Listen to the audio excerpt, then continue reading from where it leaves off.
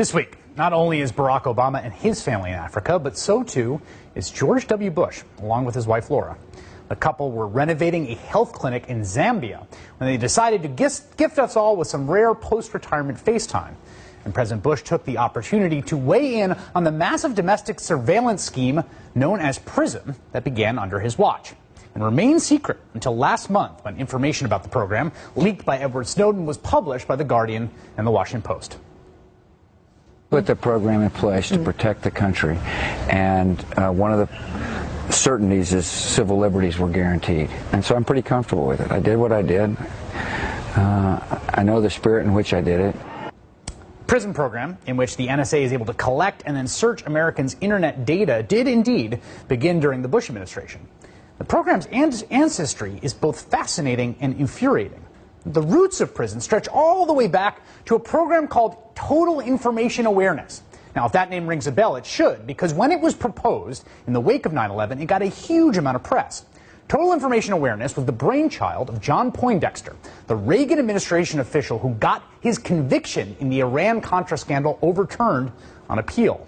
At the time, TIA was designed to be a sweeping new electronic data mining program, access all sorts of digital information from just about anywhere. The idea was that a potential terrorist would leave a digital trail, but in order to find that trail, you had to collect all of the digital information there was, from anywhere and everywhere that you could find it. And the program had this creepy Illuminati logo of a pyramid with this all-seeing eye looking down on Earth. I mean, look at this thing. If you were to ask Alex Jones to design a logo to make every single neuron in his conspiratorial brain fire, this would be it. It's almost as if the government was trying to troll conspiracy theorists. But Total Information Awareness was creepy enough that it didn't just set off Alex Joneses of the world. There was a huge backlash against the idea of just collecting everyone's data from left, right, and center.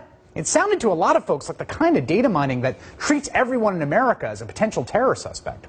So Congress stepped in, and they used the 2004 Defense Appropriations Bill to defund Total Information Awareness. But that was not the end of the story. Because allowing a program that's being rejected by the American citizenry to die off is not the only option when you happen to be working on surveillance. Option number 2 is just doing it anyway, but secretly. Listen to journalist Shane Harris, who's one of the best source reporters in the world on the NSA, describe to Fresh Air's Terry Gross what happened in the wake of the backlash after Total Information Awareness was defunded. TIA would be, as they say, defunded from the defense budget, but that all the money for it would be moved over to the classified side of the budget, the black budget, as it's often called. And it was disbanded in name, and all of the various components of the research program were separated, were given new cover names, and almost all of them were then shifted over to the management and control of the National Security Agency, which, unbeknownst to everyone in America, most people in America at the time, had been running its own Total Information Awareness program. So TIA is shut down publicly, and privacy advocates really declared a great victory for this. But unbeknownst to them, the work just continued in secret at the NSA and became part of this larger, vast surveillance apparatus that we're learning more about now. Or, in other words, the beginning of what would essentially become PRISM, the formerly secret NSA data mining program we're all just now learning about. Now, in the uproar over PRISM and some of the other NSA revelations, there's been a tendency, I think, to focus on privacy concerns. Is the government reading my Facebook messages?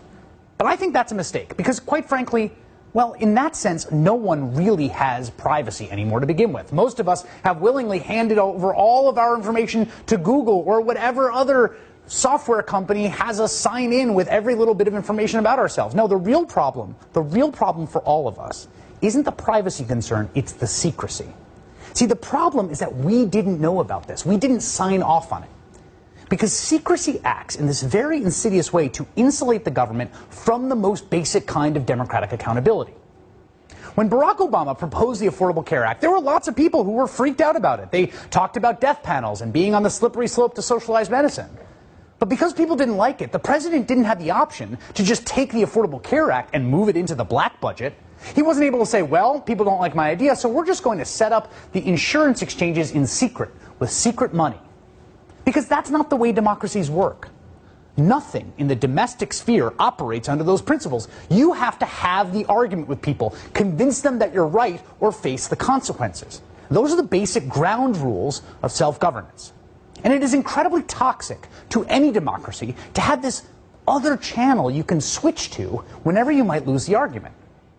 I'm not concerned by what the NSA is doing because I think they might read my Facebook messages. I'm concerned because the NSA is spending billions of dollars doing all sorts of stuff that I, as a United States citizen, never really got to sign off on.